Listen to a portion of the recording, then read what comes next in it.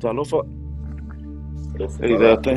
Thank you so much to Joe, Tapu, Janice, Black Butterfly Group, and everyone here tonight for your time and the opportunity to share here. Yeah, look, I'm 43 years old, and when I was 19 years old, I ran into a car to try and end my life. I survived with I fractured the back of my skull, broke my whole right side, and I was in wheelchair for almost 3 months. And I remember just wanting to just to end it quick. But before this, I tried to hang myself twice, and both times I failed because the phone cord stretched or yeah, didn't work. So I figured I'll just run and end it here. And if you know where Favana Road is, I just took off down and I saw it was in the evening, about 8, 9 o'clock. And the thing is that, and I think about this second before I hit this car, or the car hit me a lot. And I think about those who attempted suicide, or even those who succeeded. They had a split second where, just like me, I was like, shit. I kind of like, oh my god, like I thought, because you don't think that because you just want to end the pain and then you want to come back, if that makes sense. You just want to like get rid of this thing and then you want to wake up, but that's not how this works. I remember that just a second before I hit that car was, I just quickly, I don't know how many prayers I like, please God, like straight away. And my father and my brother, obviously they carried me off the road, and that's where I got to my story. When the doctor left, after he said that to me, first I couldn't believe I'd survived, but straight away I made a promise to God that if he could just make me walk again or something, I promised to turn my life around. And what I do now in life, and Joe had mentioned me being in business and stuff like that. It's got everything to do with how, obviously, with me surviving suicide, but why I ended up in that place. Right now, my drive now, my vision in life is to grow jobs back home, because I believe if the farmers and all them survive, it means that their family's intact. I want those youth and I want those kids or those people that come to countries like New Zealand because they want to, not because they have to. And that's a big difference, because if you have that foundation laid and it's strong, then moving forward in life is a lot easier. The other thing I want to share with you guys is at the time when I attempted suicide, there weren't many services around. And even though there are some services now, but I still feel there's a lot out there that just don't get it. And this is what I want to give it to Joe and your team here. And the other thing is that, people say, oh, here's a number. It's really easy when you need help. But you know what? When you're going through this, even if it's on your phone, it's really difficult. So with this, I've created this magnet, and I just want to normalize it, just as normal as the lawnmower man's number or the teacher's number on the fridge. I want these numbers to be normal. You know what I mean? Because if you think about all the suicides that's happened, everyone's always like, oh, we did not know. Like, it's always a shock to everybody. Yeah, it's a shock because the person experiencing it, they're not going to wake you up and say, oh, look, I'm going, you know what I mean? Like, they need to find the numbers themselves, and it needs to be normal. So I've got it on there. My name is Vanessa. My name is Johan. Feeling it. Hey, feeling really, it feels like really up here at the moment. And I think the reason why is Gerhard and I haven't actually spoken about it until really last night. And it's been like 13 years since nearly 13 years since it happened. So yeah, we're feeling a bit tender, which I think is quite a beautiful thing to be sharing when I'm really, really like in it. But yeah, I just want to share, I guess, the reasons. We don't just decide to wake up one day and we want to end our lives. There's a whole story that happens. There's things, little breadcrumbs, as I grew up in a family we were very close. So think Marae style, you know, my mum and I lived in the back. We had cousins in the garage. My auntie lived next door. My nana was next door. My uncle was down the road. We had cousins also in the back. So yeah, we weren't supervised. And so we were left to our own devices a lot. And so with that came a lot of, yeah, I guess that's where sexual abuse started for me. I was sexually abused from the age of 5 up until around 12 years old. Different members of my family and a few people that I didn't know. And so I think a lot of my pain did come from the sexual abuse. Over so many years, I saw a lot of violence growing up in my family, sexual abuse, verbal, physical, everything. Yeah, we were a home where everyone would come through. There was no, I don't know, we just like, say there were 10 kids sitting on the couch, there was no parent around, some random would walk in. He would say that he was someone's uncle and he would just go in, use the bathroom, go and use the kitchen, and then sort of leave. That was our normal. Yeah, I moved from school to school, so I finally told my mum that I was sexually abused by the age of 12, and so we sold up and we moved to Australia. Yeah, I was independent at a pretty young age, but with that came a lot of loneliness, a lot of masking, where I was trying to portray to the world that I was okay, but yeah, I was dying inside in some way. Yeah, so I met Gerhard when I was 18, and we were going out for, oh my God, 8 weeks, fell pregnant. So here I was, a young mother, and I went to share with my family. And my mum was really triggered by my pregnancy, that she tried to end her life, that it triggered something within her. So imagine telling your mother, hey, I'm pregnant, and then, yeah, you're... Time.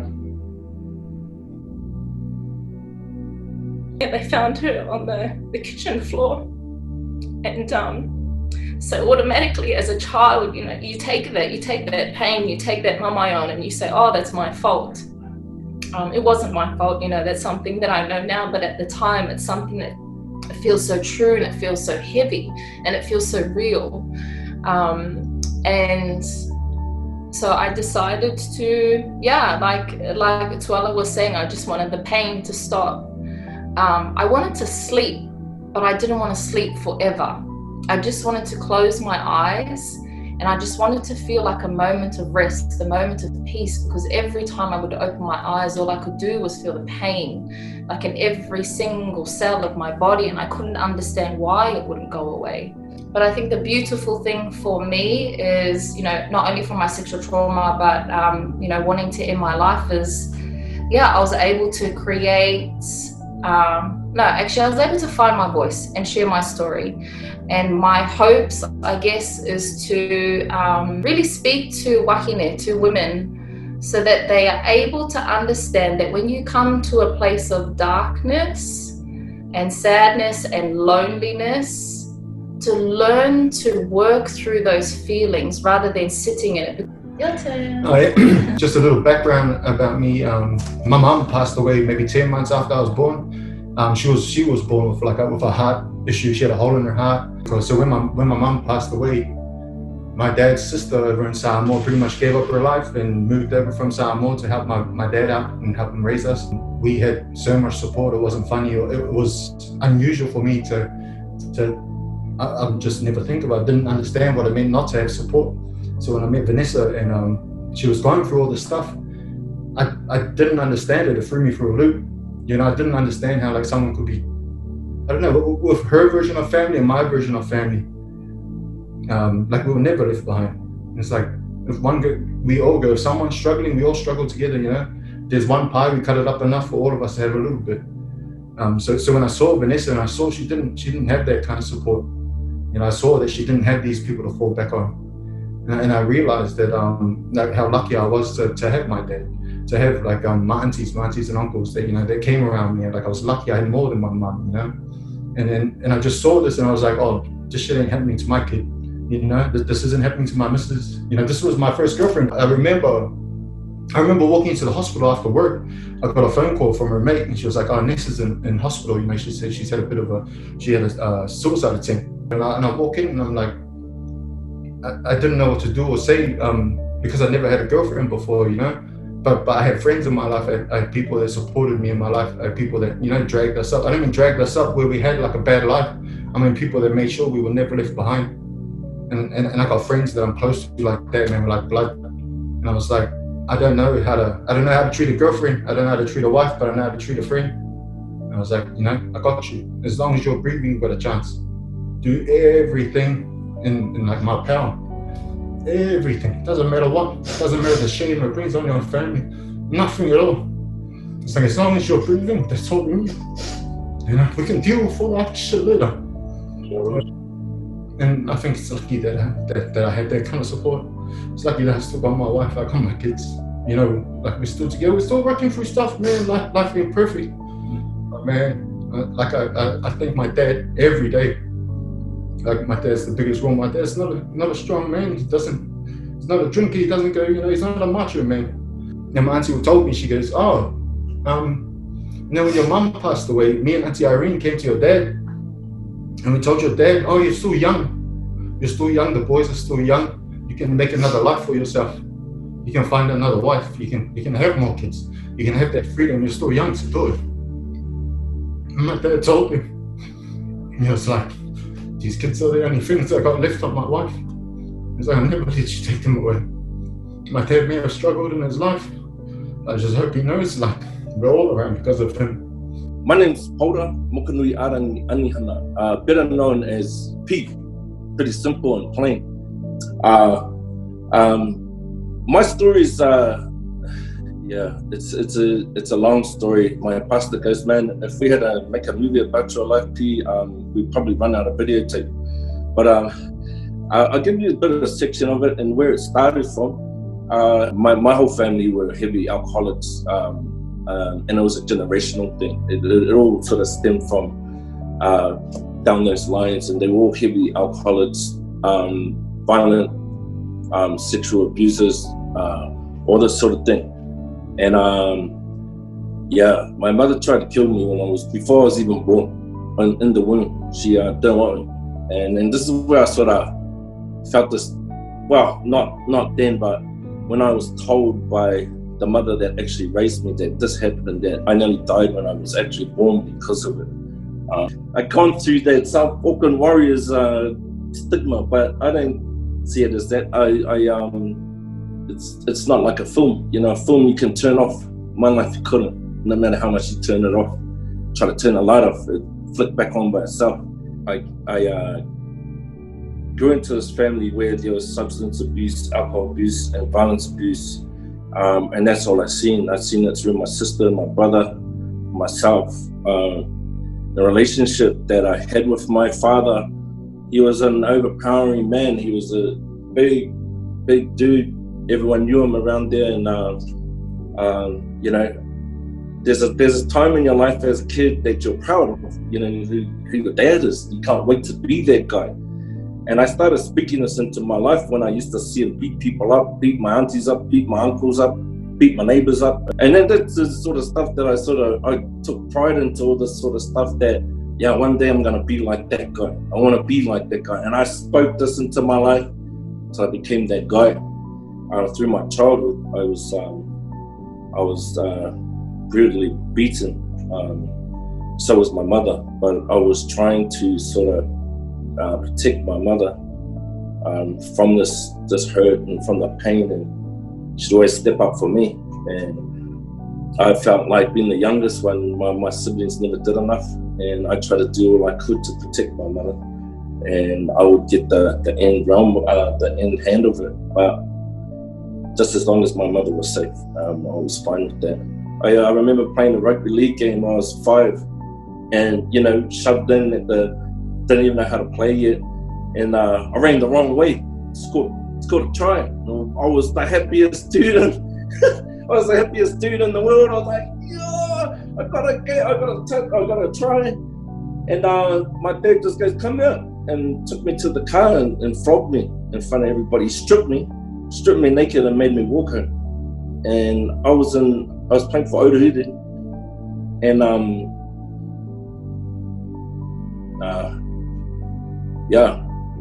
I remember just jumping.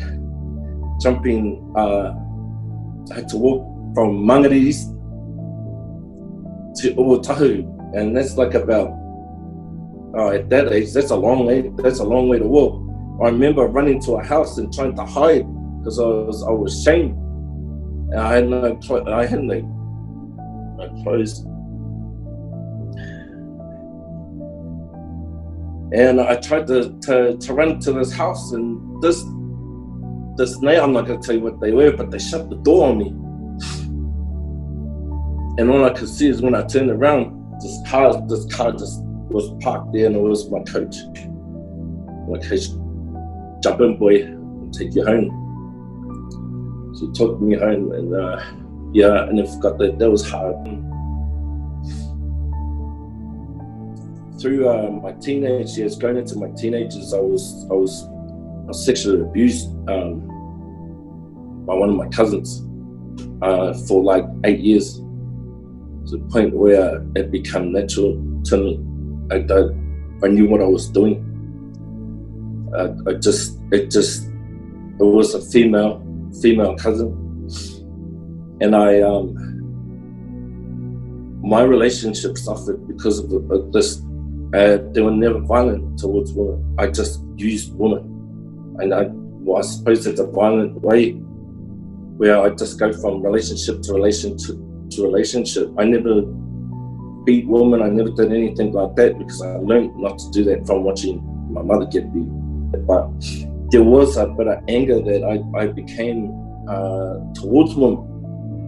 And then it became in my mouth, which if I could cut my mouth off, I wish I could, because some of the words that would come out is worse than beating women.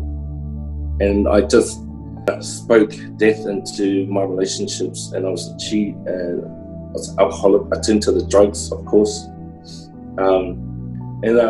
This is all the things that led me up to my suicide attempt. So I tried it twice, besides the first time where I didn't have any choice.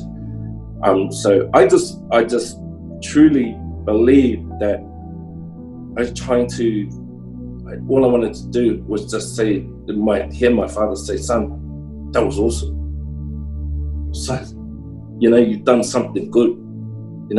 That's all I wanted. I never ever got that from him. And that's where I became this person where I couldn't be around anyone. I wasn't fun around anyone. Give me alcohol.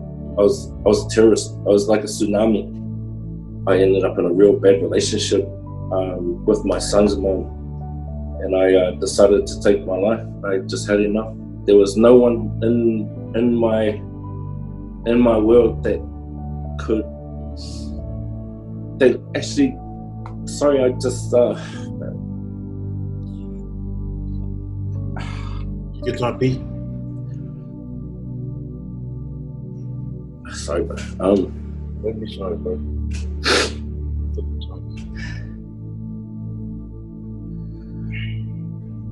I remember I went to hang myself, and we had a pool outside the house, and I remember putting a chair out. It was a bar. I used to do chin-ups, so in this bar used to, hold me. So I knew that was the place when I started thinking about this. It took time and time. I think about it a lot of times. Like if I just ended in my life, all these things that are happening to my kids, all these things that happen to me will just go away. I didn't want just to not, I wanted to experience it. I just want to get out of here. I just there's nothing left. I'm done. It's over. There's no one that actually to turn to. I actually rang people, and you get onto waiting lines. You call people and I remember a helpline I rang, and I just got put on hold. As many times I tried to reach out to people, and there wasn't enough people out there. And especially with my drug habit, I was addicted to crack 30 years. I was addicted to alcohol since I was born. All this, my sexual behavior, the violence, the lifelines were no good because they were all waiting lines. So you need somebody to be instant to pick up that call, or else it doesn't work. It didn't work for me. So this night I decided to take it. I just had it with my family. You know, I wasn't in a good relationship anyway. It was we're mucking around on each other, and you know, we're drug induced. So it was just a mess. And you know, I was sick of my kids seeing me like this, and I was stuck here in Aussie. All my family was back in New Zealand, so I thought that was it. So I remember looking over the pool and into my next door neighbour's yard, and all I could see was that family. They were Aussie family, and they were setting up their marae, their food, all their kind. They were sitting around the table, and the husband looked happy, the wife looked happy, the kids looked happy, and all I wish is I had that. You know, I just wanted that. And then that's when I stepped off and I took my life. And I tried to, and I broke the thing. I broke the bar. But I woke up in hospital, and in that relationship, no one was there. No one was there. It was just like I experienced all my life, but I felt like so alone all the time. And to wake up alive was a blessing. But to see where's my family? Yeah, I tried to take my life again, and it didn't work. I'm here today, and I'm a blessed man. All I can say through all of the stuff that I've been through, and all the walls that I've hit,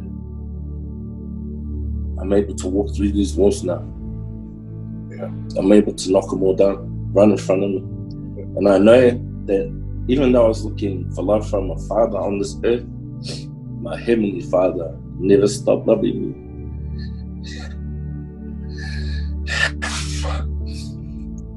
He's always had my back, he's always had my heart. He's always loved me for who I am, for all my mistakes, for all my wrongs. And I'm not judged now, and I'm not ashamed for the person that I used to be. I'm not defined by that man. And a good man, good friend of mine, of ours, Joe Tapu, Orlando Psia.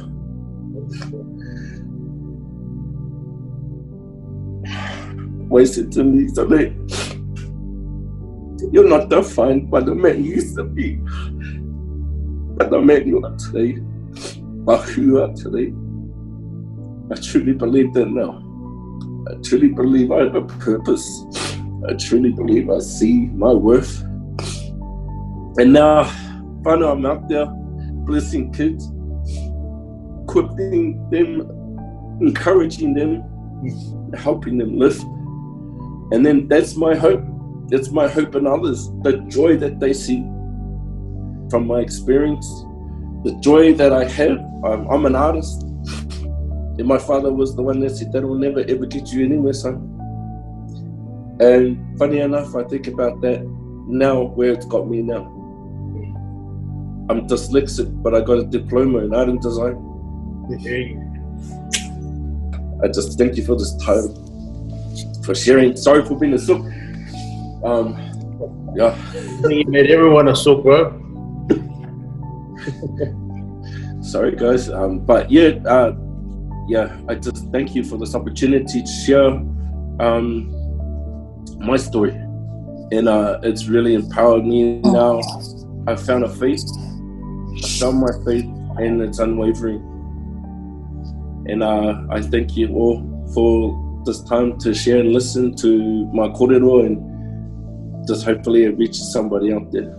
I know that if I say this, I'm speaking on behalf of all of us who didn't present, but man, my heart has it's broken, it's broken up, and then it's been mended, and then it's it's full of hope because of everything that you've shared, P and Vanessa and Gerhard and Tuala. I couldn't think of anywhere else I'd want to be right now other than to really truly value life even more after what you guys have shared. I didn't think that I would be triggered as much as I have been I'm not like I haven't survived suicide, but I will say this: the angriest I've ever been at a graveside was, when my cousin committed suicide, and here's the reason why. I'm pretty good with death, but I'm angry at the option. I hate the option. I always love those who have gone by, and like you, many of you, I've had many of my family go this way. So I love them all. They know this. They can see me right now. The reason why I was angry was because the coroner said that there were rope burns, going the other way. But because of the weight of his body, he was unable. And look, this is the first time in a Talanoa that Mac has written down notes because of how powerful all of you said stuff. So let me get this out because I want to share this with the group and all of you, because I feel this is going to empower me. And I've taken notes from all your presentations. Tuala said, and I put this in number 1, he recognized that there was a split-second moment where he was like, oh, wait, and I felt that's what happened to my cousin. I wonder too, for those who have not been able to stay in mortality, who have advanced, maybe they've experienced that split second, or maybe as a survivor, from what I've learned from you guys, is there's an appreciation, a renewed lease of life that has been afforded you as privileged survivors of suicide. Vanessa also experienced a suicidal, which I call now the suicidal split second, where she was like, oh, wait a minute. This is not exactly where I wanted it to go. Number 2, I feel that Tuala's presentation, where he talked about he was helped to realize that his disconnect had its roots in his history, that our history is very, very important. Where we come from, it plays a big part. How we, like what G and Vanessa were talking about, how we raise our children, the way we start them off, that's a big deal. Our families are important, and being Polynesian, it's even more so part of our culture that our families are an essential part of our upbringing and the way that we end up developing. Even hearing your story, P, I found that to be very, very true. In fact, 3, a renewed purpose, or with Tuala's presentation, that magnet involves creating connections for help and helping to solve an issue behind a lot of unspoken problems. When I like that idea of how he goes back to the source of his problem, feeling like that may be part of it, which is really unspoken, is the Samoan migration, and that's a generational thing. I know Auntie Fish knows a lot about that. It's not spoken too much into your family, but the hard thing about bringing our kids in westernization, coming from a traditional background, there can be issues there. But for I like that Tuala wanted to go to that source of an unspoken problem and try to make a difference in that area. I thought that was very, very special. What that does is it heals the source of some of life's greatest trials, and which has ended in disconnect. Vanessa spoke about her road and how it led to suicide or attempted suicide. Involved a major sense of disconnect or isolation, even masking and repressing. One of the things that I'm finding is a common thread.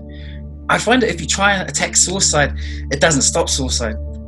I find that if you go to what creates a disconnect, you've got more of a chance of someone's life decision not ending in suicide. And so I find that one of the biggest problems, which is a common thread no matter what suicides are going through, and there can be various things, pressures from all sorts, cultural, relationship, things like that, upbringing, stuff that keeps resurfacing and kind of killing the spirit.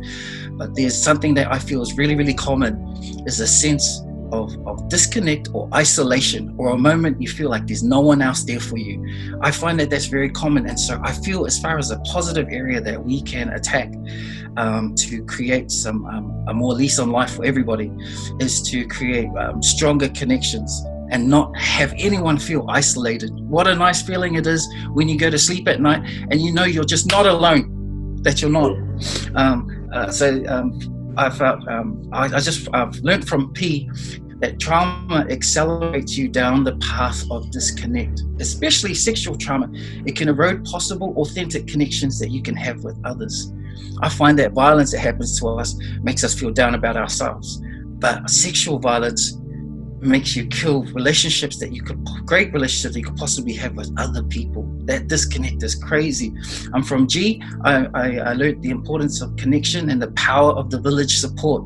I'm so proud to be a Polynesian, even though we have our dramas. But one of the things I love about being Polynesians is that we love the village, and the village can have a great say in the empowerment of individuals. Tuala mentioned the power of your words, and anything that anyone says can make a massive difference. P mentioned how being put down killed his optimism and self-esteem, and Vanessa mentioned the importance of authentic connection and intentions. And there's something that Vanessa said that really it got to me. She says, because they were absent, I was not seen. I think all of us, at least just for a moment, we want to feel seen or feel validated in some way or another. But your words or something you can say to somebody, you should never hold that in. You know, you'll be amazed how such a positive thing where you can go and say, hey, look, man, I see you, and I'm always here for you. You know, you think it might be nothing, but if it's said authentically and very genuinely, none of that fake stuff, but if you say it, it can save a life. I've written down, when we are lovingly authentic, we want to share burdens. I think someone said, I don't want to be a burden on anyone else. But when we love people and we're more authentic with them, that means as part of the village, your burden becomes my burden. When you mourn, I mourn. There's something very empowering about not feeling alone. And I think for those who do believe in the Bible, you know, after Adam was created, was something very interesting that those who created Adam said is not good for man to be alone. And so, you know, V mentioned some signs of risky playing with life behaviors, and I found that was key. P mentioned plans that he had made to commit suicide. It indicates to me that for some who are contemplating it, there's time taken to think about it. They never do it in an instant. Sometimes it happens as a process, a whole bunch of experiences that add to that negativity that makes them think, man, you know what, that plan is still going down. And so, you know, P, and you killed me when you said my heart was black. It's the greatest decisions that we make in life are made with the heart. And so that's why our hearts are so important. Our minds can mess us up. But the greatest decisions we'll ever make in our lives, I believe, will always come from the heart. And just for me, from my heart to yours, I think everyone's heart is so important. One of the things everyone's heart wants to know is, am I alone? And I just want everyone here in this space to know that you are not, and my heart is with all of you, especially those who have presented. If there's anyone in this group right now, you are not alone. I'm so dead serious about that. If you want to get in touch with me, anyone from, thank you Tapu Joe for this Black Butterfly group. I'm connected with you guys from this moment on. This is meant to happen. I don't believe in coincidence, but I thank you for empowering me. Everyone who's presented, you are not a burden. You are a strengthener of life. And so I'm so grateful, and I'll zip up. I do think, and I just want to close and repeat what you said, P. You said, I'm able to walk through these walls. But you know what's cool is that you don't take the credit for it by yourself. You said that you didn't do this by yourself. You mentioned God.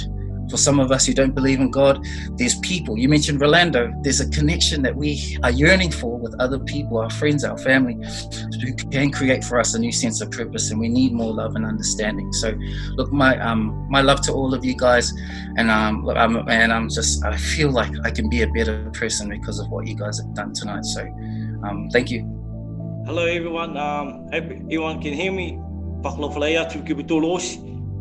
Thank you for the Black Butterfly Group for giving me this opportunity to speak about mental health. Tonight, listening to everyone's stories, to Ala's story, Vanessa, P and Mac, oh man, I know what you guys are going through and what I'm going through. So hard for the PIs and Māori people out there. 2 years ago, I lost my sonny boy Jeremy to mental health. That's changed my life now with my wife and my family. Just going through this process of feeling about depression, anxiety, and suicide. In 2018, the week after AOK Day, a guy came to speak to my work about mental health. The next week, it happened to me. The stuff that he said was talking about mental health to all our work colleagues. What happened to my son? For me, that day that happened, that day I just felt something was wrong with my son. He didn't reply to any of my texts or messages, which something was wrong. Jeremy had a short stint of just depression. He had a little bit of depression, but we didn't think he was going through what he was going to do. And that day that happened, man, my life changed. My wife's life changed forever. And for me to speak to everyone out there, to all our PIs and everyone, to my family, to the Māori people out there, everyone in the world is not ashamed to talk what you're going through. 2 years ago, I spoke at Joe's, one of his Talanoa group, about mental health. And I was just saying about being kids and family, parents, just knowing that you can't be harder on your kids these days. What you tell them and what you give them, you got to be so positive now. And for me to go through this stage, I wouldn't like this to happen to any of my family or friends. I was telling Joe that a couple of weeks ago that I think those old days of bringing up your kids to the old mators, I think those days are gone. To the young generation of kids these days are way different to compare where we were growing up. Through my son and during what he was going through, and listening to Twyla and Vanessa's stories, what my son was thinking these last minutes. And through everyone that's going through this stage, I know COVID hasn't helped people going through these stages with no jobs, depression, and mental health. But I think it's not a shame to talk what you're going through. A year, my son's anniversary, one of our good friends, my wife's good friends, work colleague, her husband did the same thing as my son. Those two were the one that gave us so help and grief, but no one knew that he was going through the same stuff as my son. She didn't tell anyone that he was going through the same stuff as what my son was going through. And maybe that one phone call or one message might have saved his life. And for everyone that's going through depression, anxiety, mental health, it's not a shame. Please reach out to anyone, and please to the families out there. One phone call, one message to your families every day. See how you are and see how they're going. Because you wouldn't like this to happen to anyone else, what I'm going through. You can't say, oh, what if I did this? What if I did that? One message. And I found that going through this stage, I don't know why everyone comes to the most saddest times of your life. Like, I know everyone's busy throughout there through their lives, but when anything bad happens, that's when everyone comes and sees everyone. And these days for my life, I find that why is the good ones go before the bad ones? I'd just like to thank Joe and his wife and his colleagues for this opportunity for speaking out, and to all those people that spoke tonight. P, Vanessa, Twyla, and Mac. Thank you also. Is there anything that's like any advice or any words that anyone's given you, bro, like that has made you feel a little bit at ease? I think that's what Fina's trying to. She wants to speak to her uncle. Same thing as you have. Is there any words that people have said to you that could like ease the pain a little bit, or give you some hope, or anything like that?